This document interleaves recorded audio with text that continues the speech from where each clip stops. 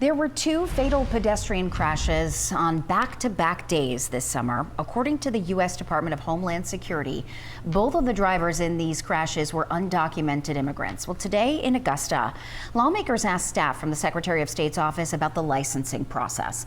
Political reporter Jackie Mundry was there. She joins us live in the studio. So, Jackie, tell us what you learned.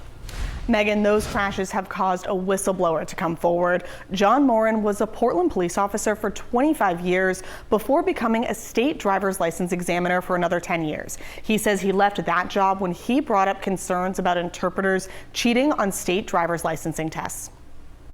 I saw some things there that concerned me. According to state law, a person can use an interpreter when taking their driver's permit exam. That interpreter could either speak a person's native language or American Sign Language.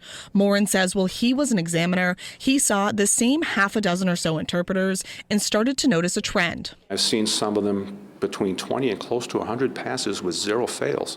It just can't happen. It's statistically impossible. We take allegations of cheating, we take allegations of fraud and other things extremely seriously. The Secretary of State's office speaking to the Government Oversight Committee this morning.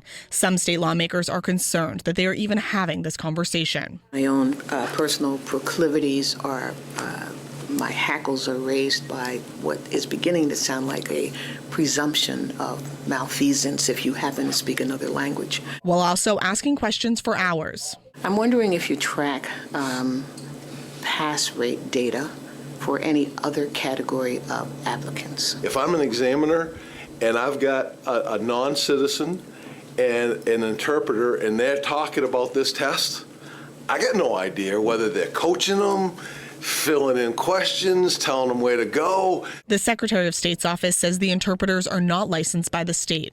And while the state has some interpreters for applicants to use, people can also find and bring their own. The office was asked to come forward to discuss 2 crashes from last August where undocumented immigrants were accused of killing pedestrians. Both drivers have been detained by ICE, according to the Department of Homeland Security. To explain the process that we use to determine eligibility and legal presence in the United States before we issue any credential, which is what we do for all credentials, whether they're IDs or licenses here in Maine.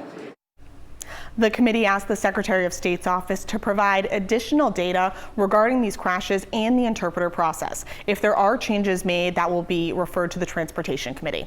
In the studio, I'm Jackie Mundry for Maine's Total Coverage.